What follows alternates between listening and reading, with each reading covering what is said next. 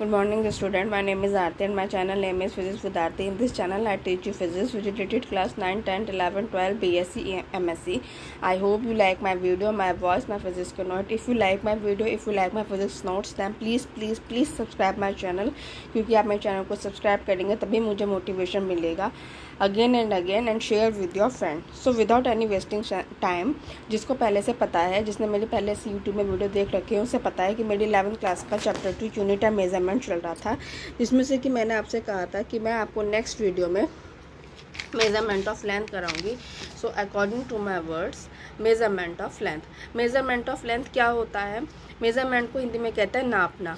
Of length मतलब लंबाई. We are already familiar with some direct method with for the measurement of length. हम सब पहले से ही जानते हैं कुछ डायरेक्ट मेथड को जिससे हम उसकी लेंथ को मेज़र कर सकते हैं. For example, a metre scale is used for length from 10⁻³ metre to 10⁻² metre.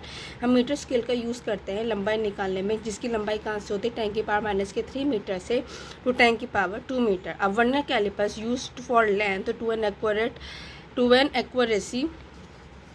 N accuracy of 10⁻⁴ metre. हम वर्नियर कैलिपर का यूज़ करते हैं. जो फिजिक्स लैब में जाते हैं, फिजिक्स प्रैक्टिकल करते हैं, पता है वर्नियर कैलिपर्स होता है जिससे हम लेंथ को कहाँ तक निकाल सकते हैं? Accuracy 10⁻⁴ metre. सिमिलरली हम जब फिजिक्स लैब में जाते हैं तो वहाँ पे हम स्क्रू गेज देखते हैं. तो स्क्रू गेज का भी ऐसे होता है. स्क्रू गेज एंड स्फेरोमीटर का भी यूज़ करते हैं हम प्रैक्टिकल लैब में. Can be use to measure length as less as 2 10⁻⁵ metre तक.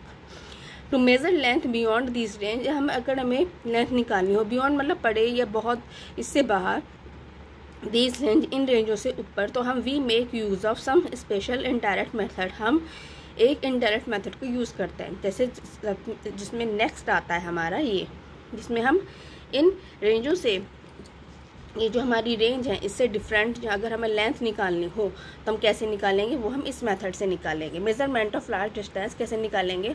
Large distance such a distance of a planet और a star from the earth can not be measure directly. यदि हमें large distance निकालनी हो planet की या star की from the अर्थ से, तो हम उसे डायरेक्टली नहीं निकाल सकते विद द मीटर स्केल से. ठीक है, क्योंकि प्लैनेट और स्टार क्या होता है? बहुत दूर होते हैं. तो एन इम्पॉर्टेंट मेथड होता है इन सच केस, इस स्थिति में, इज़ द पैरेलैक्स मेथड. इसे पैरेलैक्स मेथड कहते हैं.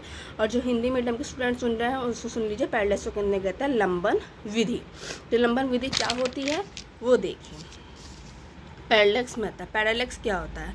पैरेलैक्स हिंदी में कहते हैं लंबन. Parallax is then apparent shift. Apparent shift मतलब आभास, जो आपको प्रतीत होता है, होता नहीं है लेकिन अपैरेंट होता है वो. शिफ्ट मतलब स्थिति बदलना. In the position of the object की स्थिति में, with respect to the another, दूसरे की सापेक्ष में. When we shift our eyes sideways, जब हम अपनी आइज को शिफ्ट करते हैं इधर उधर. ये मैंने पेंसिल से लिख रखा, चाहे तो आप इसे लिख भी सकते हैं, चाहे नहीं भी लिखें तो भी कोई फर्क नहीं पड़ता. The closer object always appear to move in the direction. जो हमारी क्लोजर ऑब्जेक्ट होती है, जो निकटतम वस्तु होती है, वो हमेशा अपीयर होती है इन the direction of the opposite direction में, विपरीत दिशा में, टू डैट ऑफ आवर आई, जिसमें हमारी आइज होती है. अब इसे निकालते कैसे हैं? To understand parallax method, hold up an O at a distance as from the eyes. देखिए यहाँ पे हमने एक ओ ले रखा है. ओ क्या ले रखा है हमने? यहाँ पे एक पेन, और eight a distance S from eyes. और ये एट अ डिस्टेंस पेन रखा है ओ पे, S eight a distance S पे हमारी क्या आइज है? मतलब एल और आर एल हमारी लेफ्ट आइज है, आर हमारी राइट आइज है, और ओ से मतलब पेन से उसकी डिस्टेंस एस है. एल और आर हमारा थीटा है. दोनों आइज के बीच की डिस्टेंस क्या है? एल और आर. लेफ्ट आई और राइट आई के बीच की डिस्टेंस क्या है हमारी? बी. ठीक, ये बी क्या होता है ये हम आगे देखेंगे. और एल ओ आर क्या मान लिया हमारा? थीटा. तो देखिए क्या है? To understand parallax, hold a pen oh at a distance S from the eye, जो कि हमने फिगर से दिखाया. Look at the pen first by the left eye. हम पेन को देखते हैं अपनी लेफ्ट आई से, और क्लोजिंग द राइट आई, और राइट आई को क्लोज करते हैं. Then by the right eye, फिर उसके बाद हम राइट आई से देखते हैं. राइट आई देखो लिखो, उसमें आर भी लिख रखा है. क्लोजिंग द लेफ्ट आई, फिर हम उसकी लेफ्ट आई को क्या करते हैं? क्लोज करते हैं. जो पोजीशन ऑफ द पेन होती है, स्थिति जो पेन की होती है, अपीयर टू द चेंज होती है दोनों ही कंडीशन में, with respect to the background की रिस्पेक्ट में. ठीक, दिस इज कॉल्ड पैरेलैक्स, जिसे हम क्या कहते हैं? पैरेलैक्स कहते हैं. The distance between the two point of observation is called basis. मतलब टू पॉइंट ऑब्जर्वेशन क्या है हमारी आइज, तो इनके बीच की डिस्टेंस क्या है हमारी basis. In this case the distance L R देखो is equal to B between the two eyes is the basis. B से हमारा क्या है बेसिस है। एंगल एल ओ आर जो कि मैंने आपको दिखाई रखा था इज कॉल्ड द पैरेलक्स एंगल और पैरालिटिक एंगल। इस एंगल को हमने क्या कहा है यहाँ पे पैरेलक्स एंगल और पैरालिटिक एंगल। ठीक, ये तो हुआ कि जब कोई ऑब्जेक्ट रखा होता है। अब डिस्टेंस ऑफ द मून और एनी प्लैनेट, यदि हमें मून की डिस्टेंस निकालनी हो या किसी प्लैनेट की निकालनी हो तो हम इसे कैसे निकालेंगे।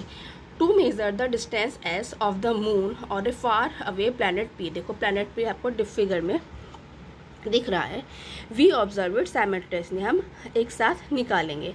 कैसे निकालेंगे, देखो यहाँ पे मैंने लिख रखा distance S of the two measure the distance S. देखो ओ से एस डिस्टेंस पर एक एंगल दिखा रखा, ओ से ए के बीच की डिस्टेंस क्या है एस, और ओ से बी के बीच की डिस्टेंस क्या है एस, वही इसमें दिख रखा है पी हो गया। We observe it simultaneously from two different position observation A and B on the earth. A और बी किस में गया अर्थ, इनके बीच की डिस्टेंस क्या है and separated by large distance A B equal to B, जो कि आपको फिगर से दिख रहा है।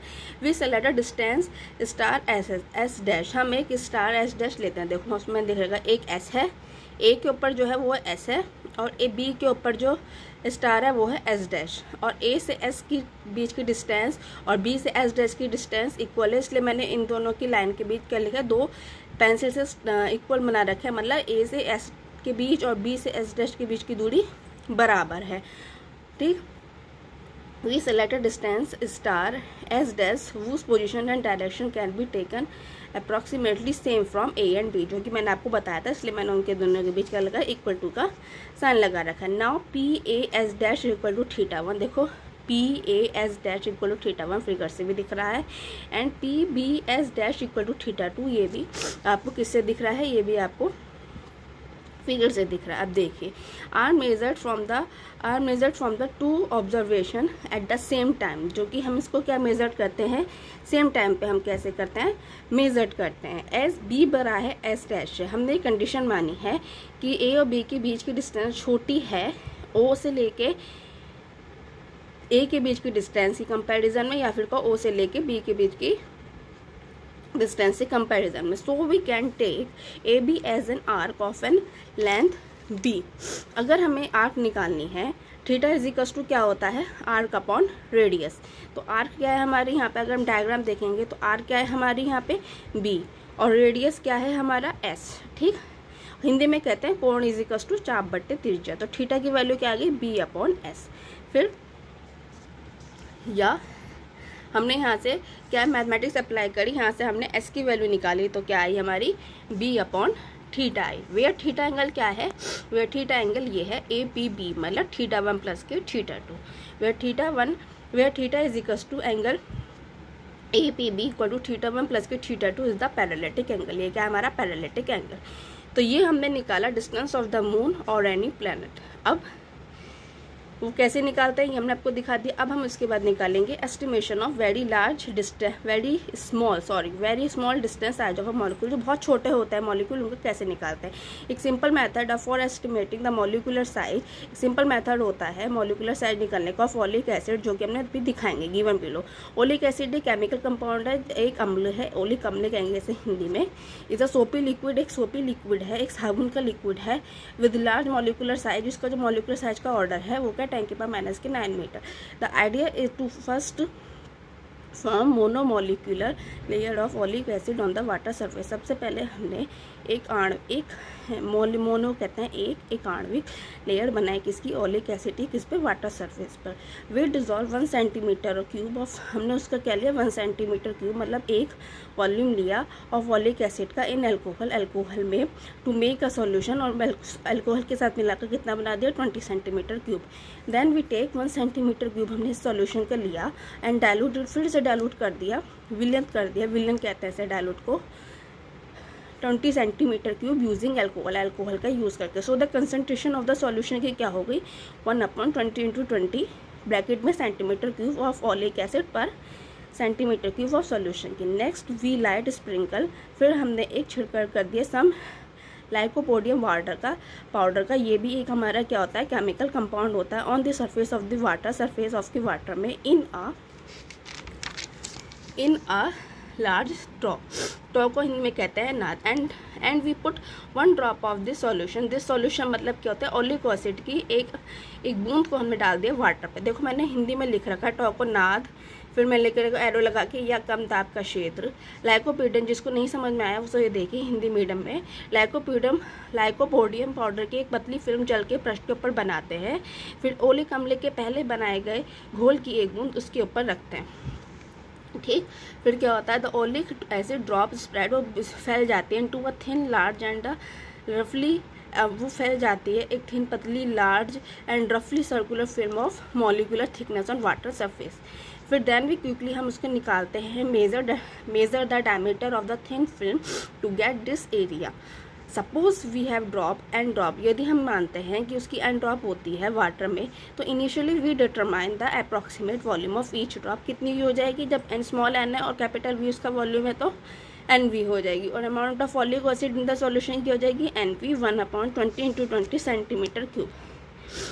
The solution of oleic acid spread very fast on the surface। Oleic acid जो होता है वो पूरे सरफेस में स्प्रेड हो जाता है and form a very thin layer, और बहुत ही पतली फिल्म बनाता है ऑफ थिकनेस टी की। If we spread to form a film of area, यदि वो एक एरिया जिसकी फिल्म का क्षेत्रफल हिंदी में कहो, इंग्लिश में एरिया 8 सेंटीमीटर क्यूब है, तो then the thickness of the film क्या होगी, T = NV/20 × 20। ए है यहाँ पे कैपिटल ए मतलब एरिया। ठीक, if we assume that the film has monomolecular thickness, यदि हम ये मानते हैं कि फिल्म के एक आणविक थिकनेस है, दैन द थिकनेस T क्या हो जाएगा, साइज और diameter of a molecule of a oleic acid. ठीक, the value of this thickness T comes out to be, इसका ऑर्डर क्या होता है 10⁻⁻⁹ मीटर। ठीक, तो यहाँ हमने निकाल दिया है, क्या निकाला, estimation of very small distance size of molecule. तो ये टॉपिक हमारा यहीं ख़त्म हुआ। अगेन नेक्स्ट वीडियो में मैं आपको पढ़ाऊंगी practical unit for measuring small distance, जो कि 11th 12th BSc में सबके हिसाब से इंपॉर्टेंट है, बेसिक चीज़ है, बट 11th क्लास के हिसाब से मोस्ट इम्पॉर्टेंट है। I hope you like my video, my voice, my physics को नॉट। यदि आपको इससे जो मैंने भी टॉपिक पढ़ा है कोई चीज़ नहीं समझ में आए तो कमेंट बॉक्स में कमेंट करिए, ताकि मैं आपकी प्रॉब्लम का सॉल्यूशन कर सकूँ। अगेन एंड अगेन, यदि कोई 11th BSc MSc का भी स्टूडेंट सुन रहा है, वो भी कमेंट बॉक्स में कमेंट लिख सकता है। Again and again, if you like my video, if you like my physics note, then please subscribe it. मुझे मोटिवेशन मिलेगा और मैं फिजिक्स की वीडियो डालती रहूँगी। And share also with your friend. Okay student, bye.